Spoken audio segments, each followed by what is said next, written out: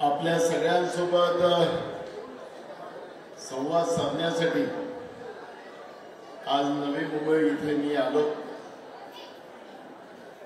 त्यानिमित्तानं या शहरामध्ये आपण सगळ्यांनी मोटरसायकल रॅली काढली। भर पावसामध्ये आमचे सगळे तरुण मित्र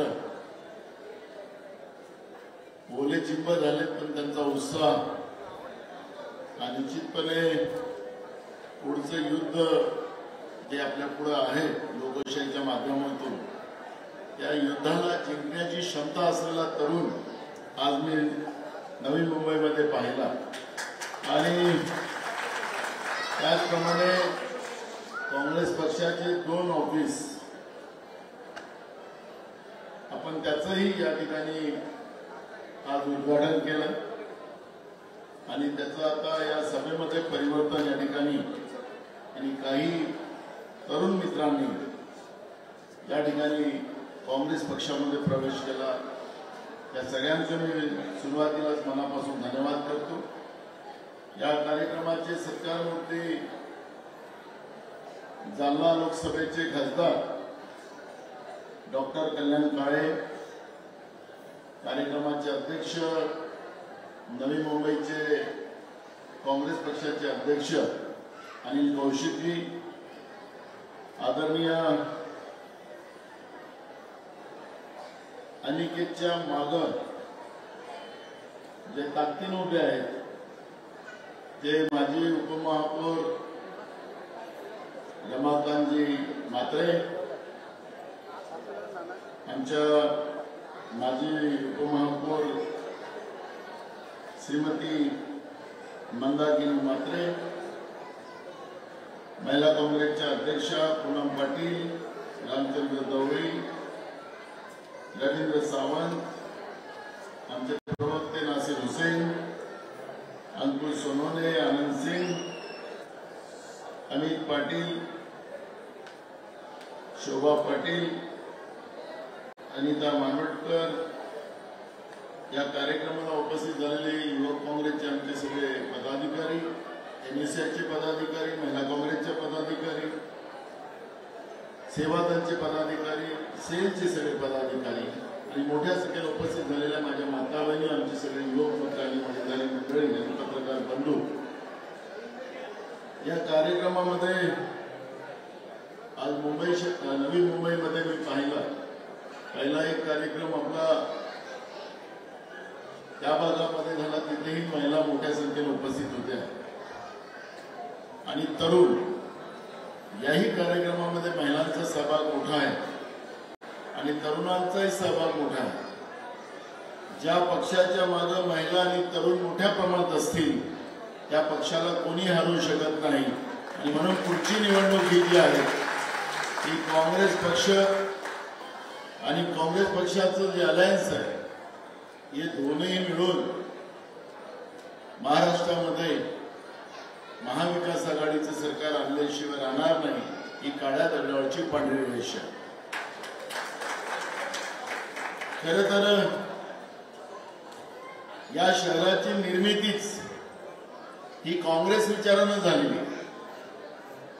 वसंतराव नाईक साहेब राज्याचे मुख्यमंत्री होते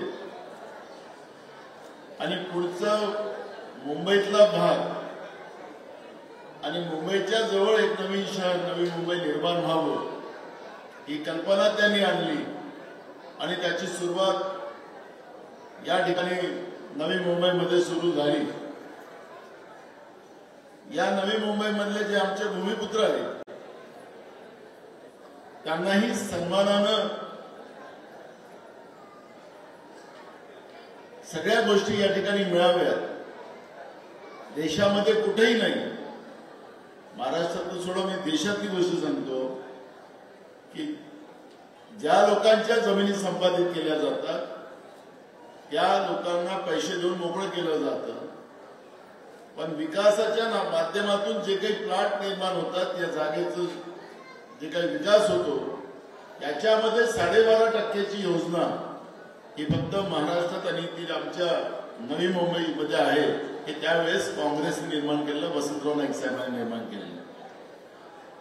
पण मधला काळ असा झाला की या शहराचे शिल्पकार वेगळेच झाले. या शिल्पकारांनी या शहराला लुटण्याचं काम केलं. शहराला चांगलं केलं नाही. आजही अनेक भागामध्ये नव्या मुंबईमध्ये पिण्याचं पाणी मिळत नाही. नवी मुंबईची स्थापना त्याच्या मागचा उद्देश होता की या शहरामध्ये सगळ्या गोष्टी उपलब्ध झाल्या पाहिजे, रोजगार निर्मिती झाली पाहिजे आणि इथल्या लोकांना स्वाभिमानानं जगता यावं ही कल्पना वसंतराव नाईक साहेबांची होती. पण नवीन जे शिल्पकार झाले ते भ्रष्टाचाराचे महामेरू होते. आपलं घर कसं भरता येईल, जो निसर्गही आमच्या नवी मुंबईमध्ये आहे, मग मॅंग्रोव्ह असतील, छोटे मोठे पहाड होते, ते कसं संपवता येईल,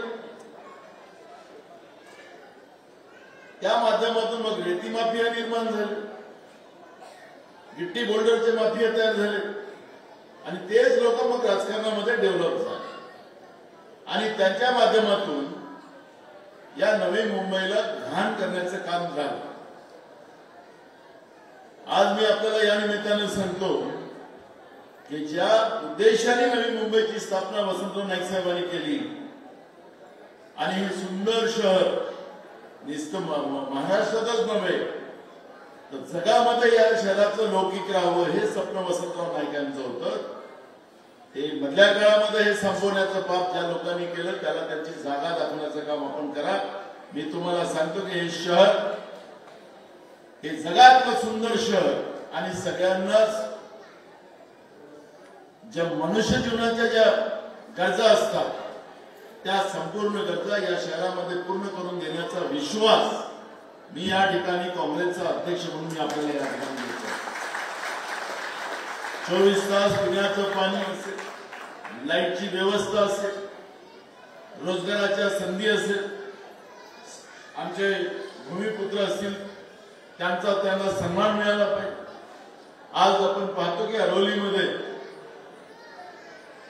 70 एकर जमीन मोदी साहेबांच्या मित्रांना दिली जाते. अजूनही ज्या लोकांच्या जमिनी गेलेल्या आहेत त्यांच्या पुनर्वसनाचा प्रश्न संपला नाही. आम्ही धोरण तयार केलं होतं की पहिले पुनर्वसन आणि नंतर धरण, नंतर जे काही विकासाच्या गोष्टी करायच्या त्या, असा त्याचा बेसिक होता. पण राज्यातलं भ्रष्टाचारी सरकार त्यांना उद्योजकांचं, त्यांचे जे मित्र आहेत नरेंद्र मोदीचे, त्यांचे कसे कसे भरता येईल आणि त्याच्या माध्यमातून पैसे आपल्याला कसं कमवता येईल, विदाउट टेंडर 70 एकर जमिनीचं एका उद्योगाच्या खिशामध्ये, बिल्डराच्या खिशामध्ये, घशामध्ये टाकण्याचं पाप ते करत असतील तर हे सरकार किती भ्रष्टाचारी आहे त्याचं सगळ्यात मोठं उदाहरण तर अरोली आहे. हे कदापि काँग्रेस होऊ देणार नाही. मी तुम्हाला सांगतो इथं बसलेल्या सगळ्या नेत्यांना, ज्या दिवशी हे 70 एकर जमीन त्या अदानीच्या घशात टाकण्याचं किंवा बिल्डराच्या घशामध्ये टाकण्याचं पाप केलं, आजची पार लढाई काँग्रेस लढेल. आणि आमचा पहिला मुद्दा हे राहील की त्याचं टेंडर काढा, मला डायरेक्ट हे देता नाही येणार.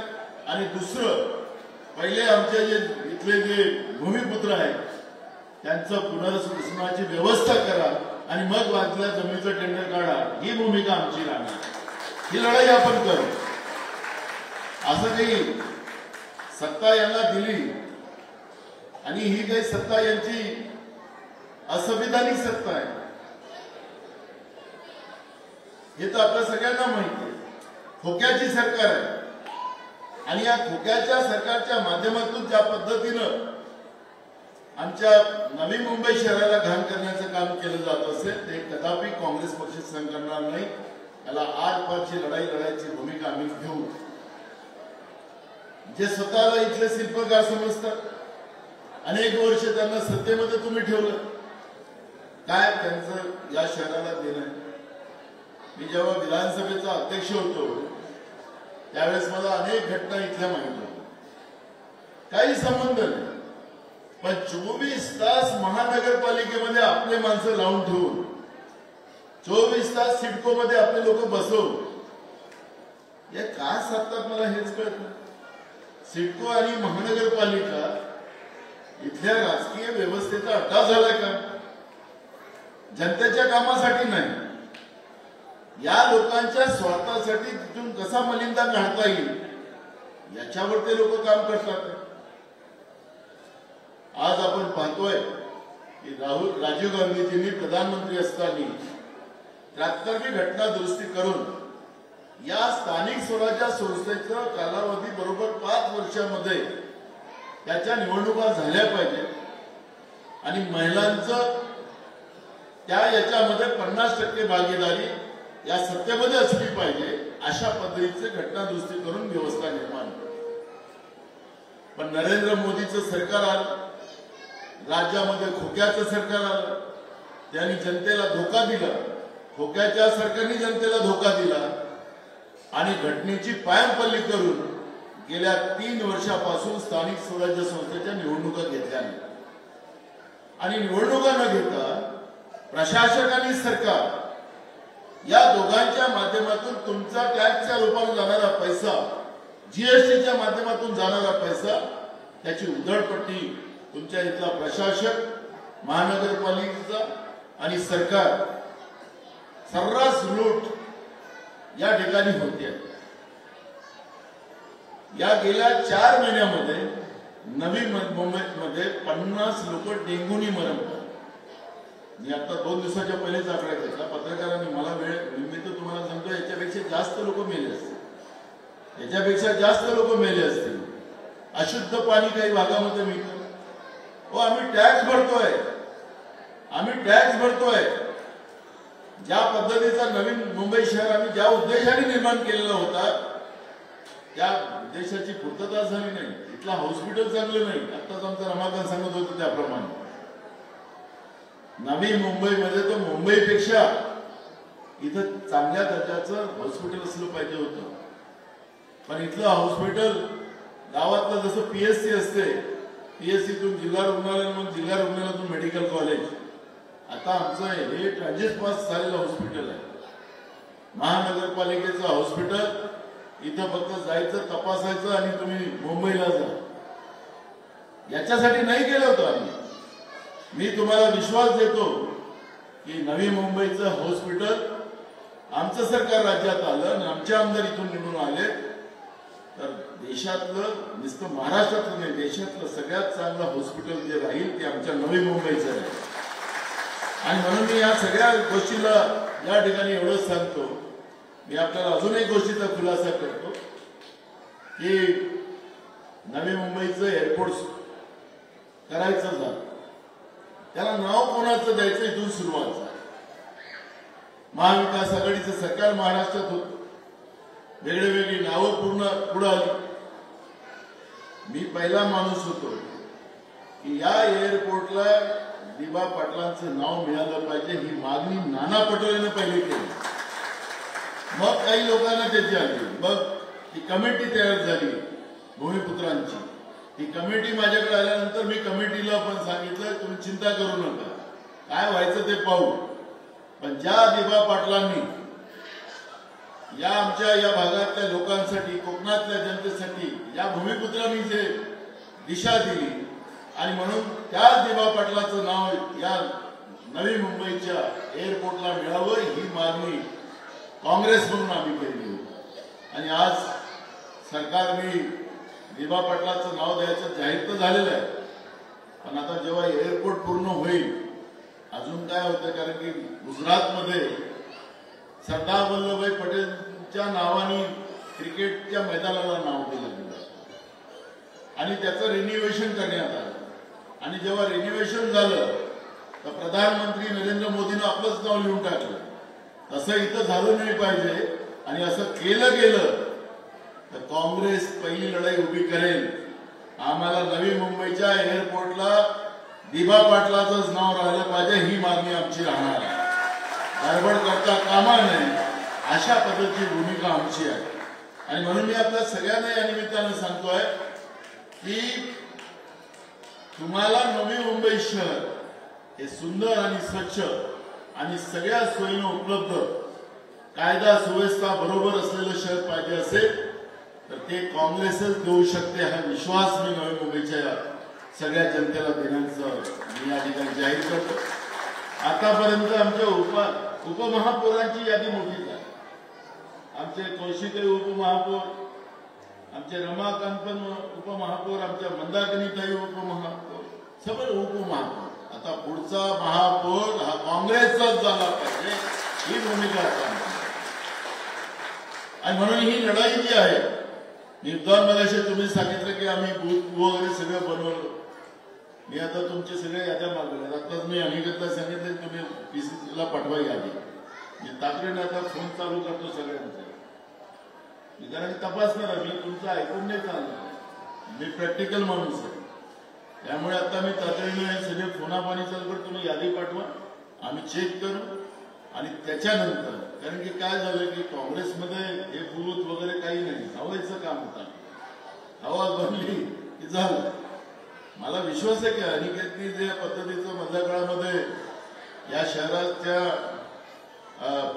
शहर वाचवण्यासाठी जी यात्रा केली भ्रष्टाचाराच्या विरोधातली यात्रा केली त्याच्यामध्ये त्यांनी प्रामाणिकपणे उभं केलं असेल पण मला एकदा तपासावं लागेल आणि तपासूनच मग पुढे जाऊ। 27 तारखेपासून आमच्या जागा शेअरिंगची मीटिंग सुरू होत आहे।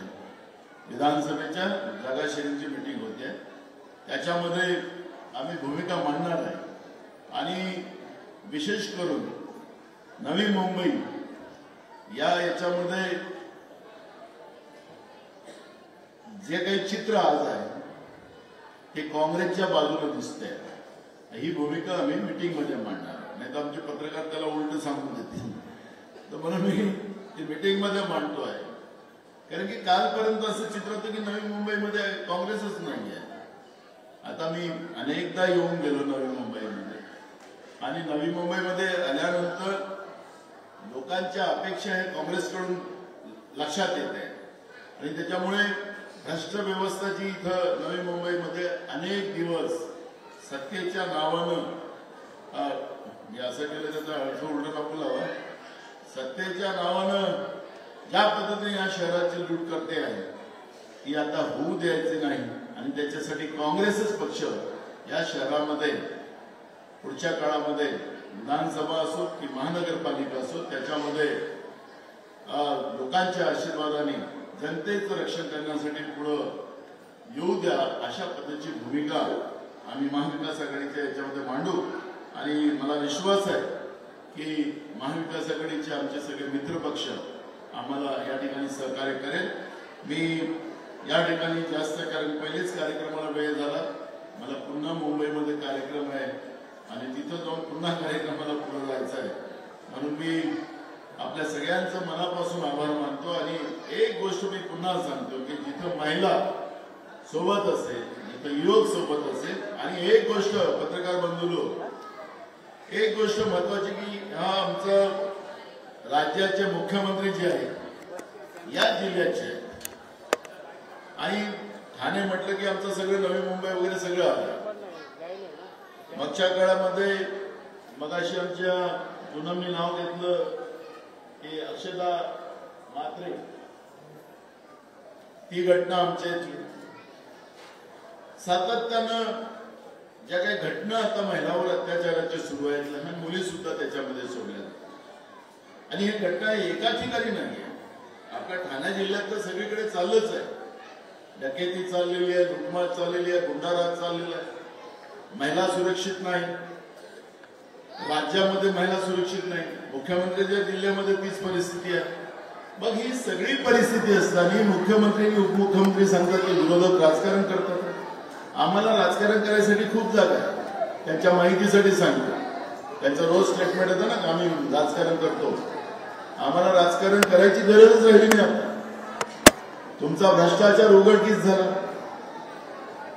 तुमचं सगळं पाप आता लोकांना कळलेलं आहे आम्हाला खोटं काही सांगायचं नाहीये आम्ही जनतेला खरं सांगतोय आज राज्यामध्ये कायदा सुव्यवस्था राहिलेला नाही माहीममध्ये पोलिसांच्या घरामध्ये 13 पोलिसांच्या घरामध्ये एका रात्री दरोडा पडला. आता मुंबईचं पोलीस म्हटलं तर स्कॉटलंडच्या पोलिसापेक्षा चांगलं पोलीस, गुन्हेगारांना दहशत असलेलं पोलीस. आज मुंबईमध्ये माहीममध्ये 13 पोलिसांच्या घरी डकेती होत असेल तर मुंबईच्या पोलिसाची प्रतिमा संपवली की नाही या सरकारने? या सरकारची अशी अवस्था आहे की यांचे जे बगलबच्चे लोक आहेत ते गुन्हेगारही असतील, त्याला Y+, कोणाला Z+, अशा पद्धतीची सुरक्षा दिलेली आहे. आम्ही कधी कधी जातो, मला तर कुठली सुरक्षा नाही आहे. मी विधानसभा अध्यक्ष होतो, आता काँग्रेसचा अध्यक्ष आहे. मी सांगितलं की भाजपवाल्यापासून मला भीती आहे. मी पत्र दिलेलं आहे सरकारला. यांनी माझे पुतळे जाळले, त्यांनी मला माझे बोर्ड लावून मला डोळे मारले आणि यांच्यापासून मला धोका, असं पत्र मी सरकारला दिलं. पण सरकारने मला सुरक्षा नाही दिली. एक पोलीस पण नाही माझ्याबरोबर. पण यांचे जे गुंडे लोक आहेत त्यांना कुठून सुरक्षा मिळते? म्हणजे असे अनेक लोक आहेत त्यांचे की त्यांना Y+ सिक्युरिटी आहे. कशासाठी सिक्युरिटी आहे? ते कुठल्या पदावर नाही, काय कशासाठी Y+? आणि तुम्हाला सांगतो की एका Y+ सिक्युरिटीसाठी वर्षाच्या पोटी 10 लाख रुपये खर्च केले जातात. 10 लाख रुपये. आता मला एक सांगा की ही जे रेती माफिया असतील, गिट्टी माफिया असतील, दारू माफिया असतील, सट्टा माफिया असतील, यांना पोलिसाची सुरक्षा कशाला पाहिजे? तुम्ही बघा, या मुख्यमंत्र्याच्या आणि उपमुख्यमंत्र्याच्या आजूबाजूला सगळे माफिया जमा असतात. आखरी हे राज्याच्या जनतेला काय समजायला निघाले आणि आम्हाला सांगतात की तुम्ही राजकारण करता. राजकारण तुम्ही करून या राज्याच्या प्रतिमेला मलिन करण्याचं पाप तुम्ही लोक करतात. छत्रपती शिवाजी महाराजांच्या महाराष्ट्राला, शाहू फुले आंबेडकरांच्या महाराष्ट्राला तुम्ही संपवण्याचं पाप करताय आणि गुजरातला घाण ठेवताय आणि आम्हाला म्हणतात की तुम्ही राजकारण करताय. आणि म्हणून या सरकारला मी मुद्दामून मुख्यमंत्र्यांच्या जिल्ह्यामध्ये हे वक्तव्य करतोय की सरकारने अजूनही सुधरावं. हे जे गुंडे माफिया ज्यांच्यामुळे आज आमच्या महिला सुरक्षित नाही, लहान मुली सुरक्षित नाही, आणि तुम्ही सांगता ते म्हणतात की आम्ही लाडकी बहीण योजना काढली म्हणून यांना त्रास आहे. आम्हाला काही त्रास नाही. आम्ही याच्यापेक्षा जास्त पैसे देणार. आमचं सरकार जनतेच्या आशीर्वाद, आमच्या भगिनीच्या आशीर्वादानं महाराष्ट्रामध्ये महाविकास आघाडीचं सरकार येणार. कारण की एकीकडे यांनी महागाई वाढवली, या राज्यावर कर्ज लागलं आणि त्याच्यामुळे आमच्या पूर्ण कुटुंबांना उद्ध्वस्त करून टाकलं महागाईच्या याच्यानं.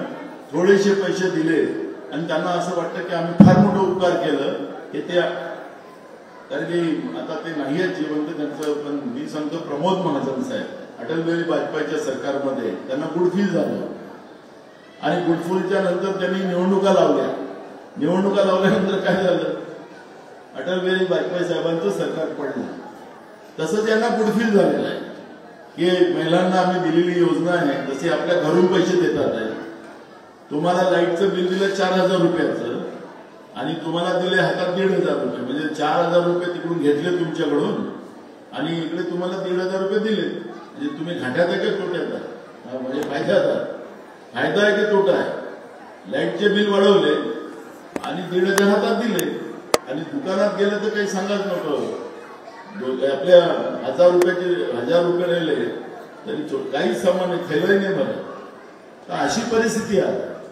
आणि 10 लाख कोटीच्या वरचं कर्ज या महाराष्ट्रात करून ठेवलं या लोकांनी आणि सगळा पैसा आता तुमच्याकडून घेतला जातो. आज एखादं बाळ जन्माला आलं त्याच्यावर 70,000 रुपयाचं कर्ज, त्याच्यावर आज म्हणजे आपल्यावर इतकं मोठं कर्ज करून ठेवलं आणि ते पैसे वसूल आपल्याकडून होतात. आणि म्हणून त्यांना वाटतं की नव्हत्या गुडफील त्यांना. पण मूळ प्रश्न असा आहे की तुम्ही त्या गुडफीलमध्ये राहा. परवा बदलापूरमध्ये जी घटना झाली त्या घटनेमध्ये आपण पाहिलं, मी स्वतः जाऊन आलो, लोकांमध्ये उद्रेक झाला आणि लोकांच्या उद्रेकानं त्या ठिकाणी रेल रोको झालं, शहरामध्ये तणाव झाला. आणि मुख्यमंत्री उपमुख्यमंत्री काय सांगत होते की तिथे राजकीय लोक होते, बाहेरचे लोक होते. अरे बाहेरचे लोक होते की तिथले होते हा मात्र वेगळा आहे. पण महाराष्ट्रातल्या लोकांमध्ये उद्रेक झाला. 3.5 वर्षाच्या आणि 4 वर्षाच्या मुलीवर ज्या पद्धतीचा अत्याचार या भाजपच्या आणि आरएसएसच्या शाळेमध्ये झाला आणि ते पाप लपवण्यासाठी तुम्ही पोलिसांवर दबाव करताय, तर हे काय राजकारण नाही आहे.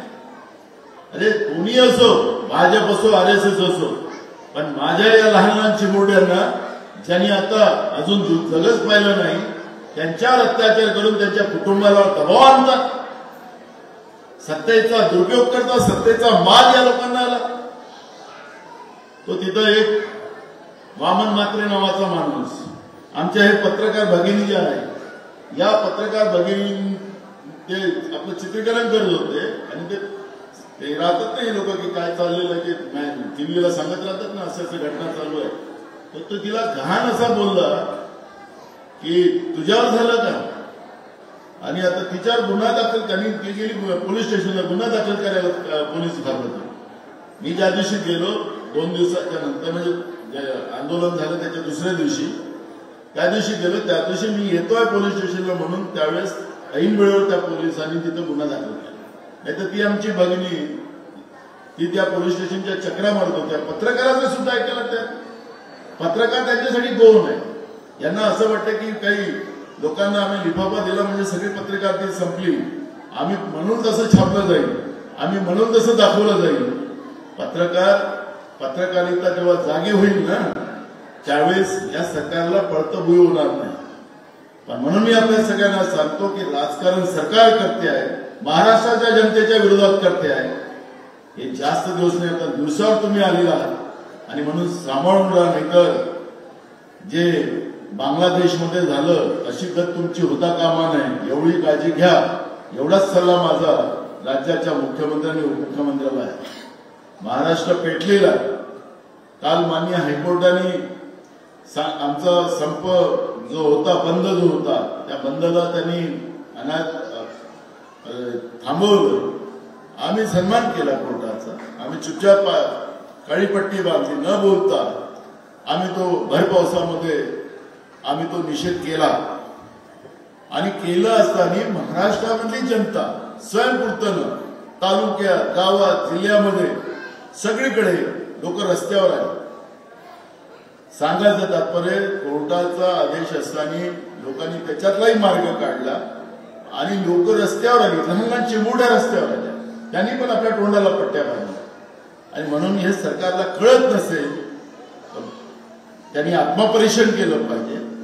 पण महाराष्ट्र वाचवला पाहिजे. निवडणुकीच्या वेळेस काय आम्हाला ते बोलतील आम्ही त्यांना बोलू, हे चालत राहणार आहे. पण आज महाराष्ट्र धोक्यात आहे, महाराष्ट्रातली संस्कृती धोक्यात आहे. आणि म्हणून या सरकारला माझी चेतावणी आहे की महाराष्ट्र तुम्ही वाचवा, गुजरात धर्जनी करू नका, हा सल्ला माझा आहे. पण ज्या पद्धतीनं ड्रग असेल, ड्रग माफिया मोठ्या प्रमाणात, शाळेमध्ये ड्रग मिळतं, शाळेमध्ये ड्रग मिळते, शाळेच्या बाजूला ड्रग मिळतं. पण हे सरकार झोपेतून अजून जागच होत नाही, अशी परिस्थिती झाली.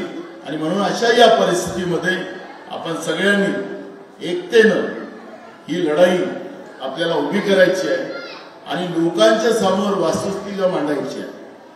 वास्तविकता मांडा लोकांच्या समोर की आपण कुठल्या अडचणीत आणि हे सरकार कसं आपल्याला अडचणीत आणते आहे. आणि म्हणून हे परिवर्तन, कारण की या यात्रेचं नाव परिवर्तन आहे. आणि म्हणून या परिवर्तनाच्या माध्यमातून आमचा छत्रपती शिवाजी महाराजांचा महाराष्ट्र आणि शाहू फुले आंबेडकरांचा महाराष्ट्र आपल्या सगळ्यांना वाचवायचा आहे. आणि त्यासाठी आपण सगळ्यांनी एकत्रित येऊन या सरकारला उलथवून एक मोठं परिवर्तन महाविकास आघाडीच्या रूपाने महाराष्ट्रात करू असा विश्वास या ठिकाणी व्यक्त करतो आणि माझे 2 शब्द पूर्ण करतो. भारत माता की. आपण राष्ट्रगीताने हा कार्यक्रम याला समाप्त.